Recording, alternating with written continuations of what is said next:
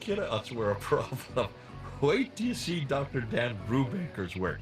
This is much more damaging. It's earlier, and we're not talking about dots and vowels. We're not talking about the haraka. We're talking about the consonantal text, the actual skeletal text. These were changed, wholesale changes. You don't believe me? Stay tuned.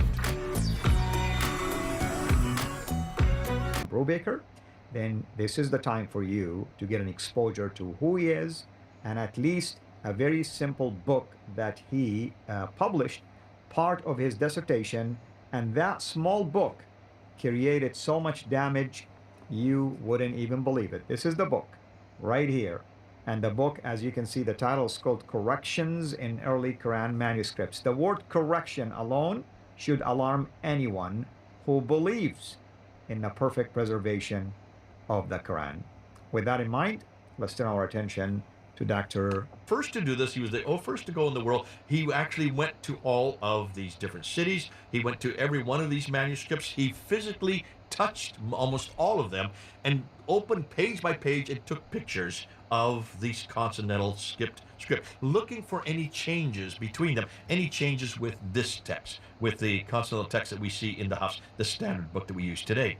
And he just took his camera with him, and he got permission to go into these museums, into these libraries in St. Petersburg, also in the Bibliothèque Nationale in Paris, the British Library in London.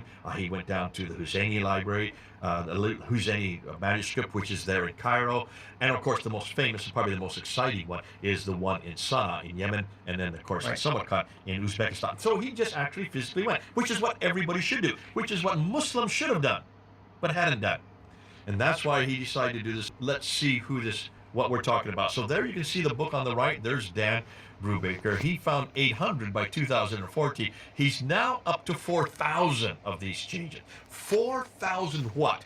Well, let's take a look and see what we're talking about. Some of these are insertions, others are erasers, which are somehow overwritten, others are covering, some overwritten, and others are taping. Let's just look at Taping this. is like using a whiteout, technically speaking. Here you go. Take a look at this. Here's some insertions. You can see words that have been added.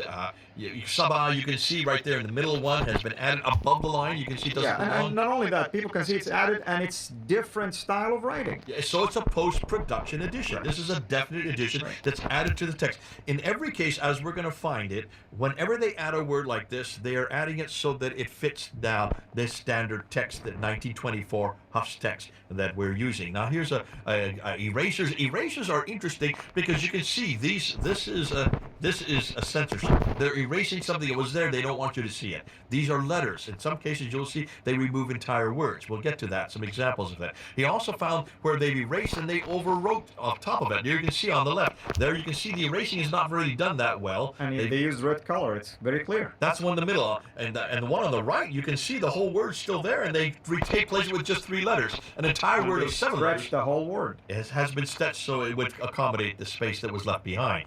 And here you have overriding without erasure. They don't even care about it. They just wrote over top of it. I mean, if you look at the bottom one, the long one there, that's 2 lines that have been added. The one at the top